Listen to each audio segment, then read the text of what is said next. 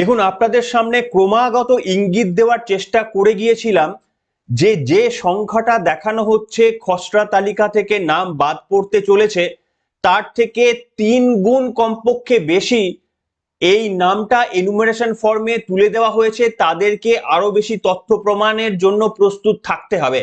যারা আমার নিয়মিত দর্শক তারা বুঝতে পারবেন যে আমরা প্রথম দিন থেকে ইঙ্গিতটা আপনাদের সামনে দিয়ে গিয়েছি এবং তার উদ্দেশ্য ছিল না শুধু ভিউ বাড়ানোর।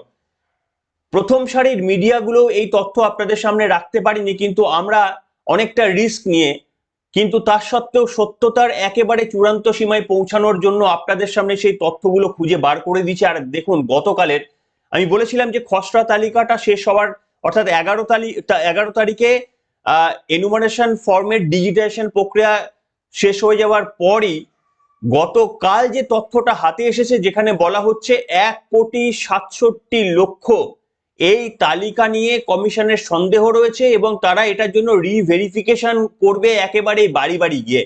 আর আপনারা খেয়াল করে দেখুন, এটা এক্স্যাক্টলি কাছাকাছি 3 গুণই হয়ে যাচ্ছে। 58 লক্ষ বাদ পড়েছে, তার 3 গুণ হলে মোটামুটি ওই কাছাকাছি 1.5 লক্ষর আশপাশে নাম্বারটা চলে যায়। তাই আমি আপনাদের সামনে যে তথ্যগুলো দিয়ে এসেছিলাম সেই তথ্যগুলো কিন্তু দেখুন রেজাল্টের পরে আপনারা মেলাতে পারবেন। তৃণমূল কংগ্রেস অবশ্য বলতেই পারেন যে আমি কি করে বললাম, তাহলে কি নির্বাচন কমিশন আমাকে কানে কানে বলে দিয়ে গেছে? দেখুন, পড়াশোনা করেছি তো, আপনাদের মতো আমিও একটু আধটু পড়াশোনা করেছি।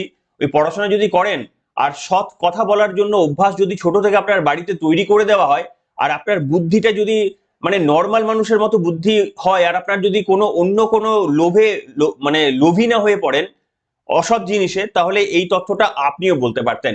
নমস্কার, welcome to simple as ABC. আপনাদের সকলকে স্বাগত জানিয়ে শুরু করছি আজকের পর্ব। আপনাদের প্রত্যেককে ধন্যবাদ, যেভাবে সমর্থন জুগিয়েছেন, যেভাবে মনোবল দিয়েছেন, যেভাবে পাশে দাঁড়িয়েছেন, আপনাদের প্রত্যেকে প্রণাম। এবং শুধু একটাই কথা, যে দেখুন, আমাদের এই বিপুল খরচ চালানোর জন্য আমি আগেও বলেছি যে আমি চাকরি করি বলে এটা আমার পক্ষে করা সম্ভব, কিন্তু তা সত্ত্বেও কখনো কখনো পেড অ্যাড এটা আনতে হয়।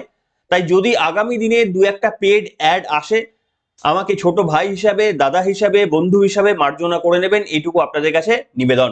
আর আজকের পর্বটি ভালো লাগলে একটি কমেন্ট যদি লাইক করেন, আর যারা সাবস্ক্রাইব করেননি আমাদের জন্য বড় উপকার হয়। এনিওয়ে, চলুন শুরু করা যাক। দেখুন, আমি কয়েকটা বলছি।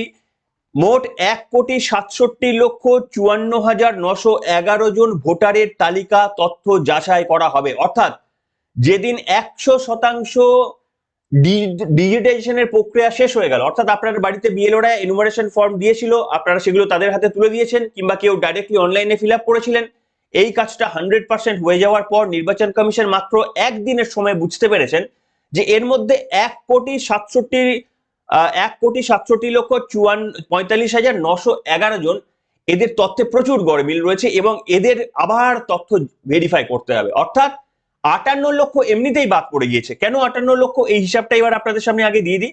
58 লক্ষ এমনিতেই বাদ পড়ে গেছে, এই হিসাবটা দেখতে পাচ্ছেন। এর মধ্যে 24 লক্ষ, আমি শুধু লক্ষগুলো বলছি, বাকিগুলো আর সময় নষ্ট হবে বলে বলছি না।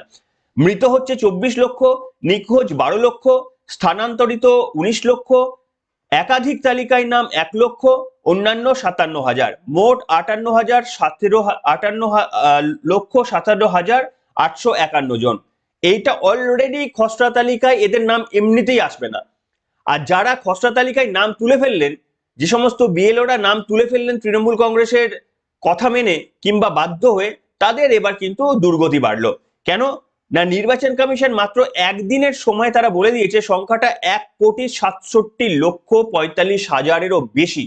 এবং এখানে কি অদ্ভুত অদ্ভুত মানে ব্যাপার হয়েছে, আপনারা পিলে চমকে যাবে, যেগুলো আমি বারবার আপনাদের সামনে বলার চেষ্টা করে এসেছিলাম। 85 লক্ষেরও বেশি ভোটারের বাবার নাম ভুল বা গলত। 85 লক্ষেরও বেশি ভোটারের বাবার নাম ভুল ও গলত। এখানে আপনারা বুঝতে পারবেন যে প্রোজেনি টেকনিক বলে আমরা বলেছিলাম, যে এইটার মাধ্যমে এআই এর ব্যবহার করে নির্বাচন কমিশন এসব করে দেবে। আমরা ধাপে ধাপে সব আপনাদের দেখিয়ে দিয়েছিলাম। আজকে রেজাল্ট আসছে, আমরা 10 দিন আগে দেখিয়ে দিয়েছিলাম। তো যাই হোক, আমরা বলেছিলাম যে ধরুন কেউ একটা অন্য কাউকে, আপনাকে বা আপনার ছেলেকে বাবা হিসেবে দেখিয়ে দিয়েছে, আপনি জানেনও না, কিন্তু এই প্রোজেনি টেকনিক ব্যবহার করে নির্বাচন কমিশন গভর্নমেন্টের আরো ডেটা ব্যবহার করে তারা জানতে পেরেছে যে না, এর দুটি সন্তান রয়েছে। এই যে সন্তান হিসেবে যারা দেখাচ্ছেন, এটা হচ্ছে ফর্জি হওয়ার চান্স বেশি, এটা ফেক হওয়ার চান্স বেশি। এই রকম সংখ্যাটা তারা বুঝতে পেরেছে 85 লক্ষেরও বেশি। এবং অদ্ভুত আছে যে 15 বছর বয়সে কম, মানে 15 বছর কম বয়সেও বাবা হয়ে গিয়েছে দেখাচ্ছে 11,95,230 জন। আমি বলতাম না আপনাদের, মানে একটু ব্যঙ্গ করেই হয়তো বলতাম যে 93 বছরে বাবা বা 85 বছরে মা হয়ে গিয়েছেন, বলতাম না বারবার। সেটাই হয়েছে এখানে। এখানে হয়েছে, ওটা তো আমি বলতে পারতাম না, আমার মাথায় ছিল, বলতাম না। দেখুন 15 বছর বয়সে কাউকে বাবা হিসেবে দেখিয়ে দিয়েছে, এরকম সংখ্যাটা হচ্ছে 11,95,230। বুঝতে পেরেছেন? জাস্ট একেবারে যাকে তাকে পেরেছে বাবা হিসেবে লিঙ্ক করে দিয়েছে। সে জানেও না একটা 15 বছরের, মানে কাউকে কম বয়সে নাকি বাবা হিসেবে লিঙ্ক করে দেওয়া হয়েছে বলে এইখানে তথ্যে উঠে আসছে। আচ্ছা, আরো ডিটেলে গেলে ডিটেলে ব্যাখ্যা করবো, কিন্তু আজকে সেই সময় নেই। এরপরে 13,50,000-এরও বেশি ভোটারের বাবার নাম একই ব্যক্তি। 13,50,000-এরও বেশি ভোটারের একটাই বাবা। বুঝতে পেরেছেন কার সাজিয়ে এটা হতে পারে? বুঝতে পেরেছেন? আমার মনে হয় নির্বাচন কমিশনের শুধু কিন্তু এই দুধ আর জল, চাল আর কাপড় এই বেছে দিলেই হবে না। দেখুন, আমরা পশ্চিমবঙ্গে এই রাজনৈতিক দলটি এমন চাল আর কাপড় নিয়ে খেলেছে, সে চাকরি বলুন আপনি, প্রকল্পের টাকা বলুন আপনি, যে কোনো বিষয়ে মানে চাল কাপড়টা এমন ভাবে এরা মিশিয়ে দিয়েছে যে কারোর পক্ষে বাঁচা সম্ভব নয়। দেখুন এখানেও তাই। কিন্তু আমার বক্তব্য হচ্ছে যে প্রত্যেকবার এরা পার পেয়ে যায়। ঠিক আছে, পার এবারে আর পাওয়া সম্ভব নয়। এবারে পরিবর্তন আসন্ন, এই সংখ্যা দিয়ে এরা জিততে পারবে না কোনোভাবে। এই সংখ্যা দিয়ে আর কিছুতেই জিততে পারবে না। আগামী দিনে কিভাবে রাজনৈতিক ভূমিকম্পটা হয় একটু দেখতে থাকুন। মমতা বন্দ্যোপাধ্যায়, অভিষেক বন্দ্যোপাধ্যায় এত সহজে জমি ছেড়ে দেবেন না। তারা নিশ্চিতভাবে তাদের প্ল্যান বি রেডি করছেন। আর খুব শীঘ্রই রাজনৈতিকের অভিঘাত আপনারা দেখতে পারবেন। তারা হয়তো এই মুহূর্তে কিছুটা সময় ব্যয় করছেন, আমি জানি না, বলতে পারবো না। আমি বলতে পারি অনেক কিছু, কিন্তু আমার ওই এখতিয়ার নেই বলে আমি বললাম না। আমি জানি ভেতরে কি হতে পারে, ভেতরে তারা কি করতে পারেন আমি জানি, কিন্তু এই মুহূর্তে সেটা আমি আপনাদের সামনে প্রমাণ ছাড়া এই কথাটা বলতে পারবো না। কিন্তু আগামী দিনে যদি ওই ঘটনাটা ঘটে, আমি মিলিয়ে দিতে পারবো আপনাদের সামনে। এখানে নেক্সট তথ্য হচ্ছে 24,21,133 জন ভোটারের মাল্টিপল সন্তানের সংখ্যার তথ্য। মানে 6 জনেরও বেশি সন্তান রয়েছে, 24 লক্ষেরও বেশি। দেখুন 6 জনেরও বেশি সন্তানটা খুবই রেয়ার কেস। জেনারেলি হিন্দু সম্প্রদায়ের মানুষের 6 জনের সন্তানটা অত্যন্ত রেয়ার টু রেয়ারেস্ট কেস হয়ে গেছে। সেখানে 6 জনের মানে এখানে অবশ্য কোনো ধর্মের কথা বলেনি যে এর মধ্যে কত হিন্দু কত মুসলিম বলা হয়নি, কিন্তু 6 জনেরও বেশি সন্তান রয়েছে, সংখ্যাটা 24,21,133 জন। এবং 3,29,152 জন ভোটারের ক্ষেত্রে 40 বছর কম বয়সে ঠাকুরদাদা হয়ে যাওয়া দেখানো হয়ে গেছে। মানে যাদের 40 বছরের কম বয়স, কারোর 35, কারোর 32, তাদের ঠাকুরদা হিসেবে দেখিয়ে দেওয়া হয়েছে। মানে উদর পিণ্ডি বুদর ঘাড়ে করা হয়েছে। ঠিক আছে, এই সমস্তটা যদি মিলিয়ে করেন তাহলে সংখ্যাটা হচ্ছে, এটা গিয়ে দাঁড়াবে 1,67,45,911 জন। বুঝতে পারছেন খেলাটা কত গভীরে হয়ে গিয়েছে? অ্যাকচুয়ালি মানে অবাক লাগে যে গণতন্ত্র বলে কিছু নেই, জানেন তো। যা ইচ্ছাতে আপনি ভাবুন তো, একটা রাজনৈতিক দল এই ভোটার তালিকার মাধ্যমে তো এতবার জিতে আসলো। হ্যাঁ, মানে এই যে যারা মুখ্যমন্ত্রী হয়ে আছেন, যিনি মুখ্যমন্ত্রী, যিনি স্বাস্থ্যমন্ত্রী, কিংবা যিনি কারামন্ত্রী, যিনি অন্যান্য পূর্ণ দপ্তরের মন্ত্রীরা রয়েছেন, তারা আদৌ ভোটে জিতেছেন কিনা এটা নিয়েই সন্দেহ। কারণ আমি আপনাদের সামনে বলেছিলাম যে অন অ্যাভারেজ প্রকৃতভাবে বাদ পড়লে 34,000-এর কাছাকাছি বাদ পড়তে পারে। খসড়া তালিকায় নাম না ওঠার হিসাব অনুযায়ী 19,000, আর যদি প্রকৃত হয় তাহলে সেটা 34 থেকে 35,000, মানে অ্যাক্রস অল আপনার বিধানসভাতে মিনিমাম এটা বাদ পড়বে। আপনি কালকে হয়তো দেখেছেন, কেউ কেউ বিভিন্ন সংবাদ মাধ্যম দেখাচ্ছিল ম্যাক্সিমাম 50,000, 60,000, 40,000, 30,000, 32,000 অ্যাভারেজ করলে ওই আমি যে তথ্য বলেছিলাম ওটাই আসবে, যে পার বিধানসভাতে ওই 35 থেকে 40,000 নাম বাদ গেছে, ঠিক যে তথ্যটা আপনাদের সামনে দিয়েছিলাম।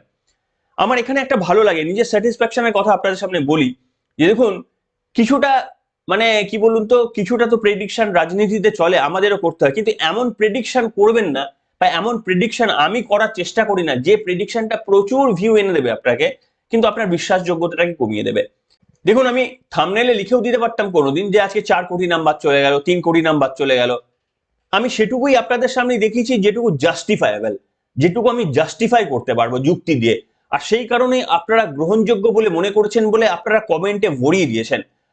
আপনাদের উৎসাহেতে আজকে ভালো কাজ করার, অফিস করার পরেও রাত্রির 2টো পর্যন্ত, 3টে পর্যন্ত, কখনো 4টে পর্যন্ত ভালো কাজ করার জন্য উদ্বুদ্ধ আপনারাই করেছেন প্রত্যেকদিন।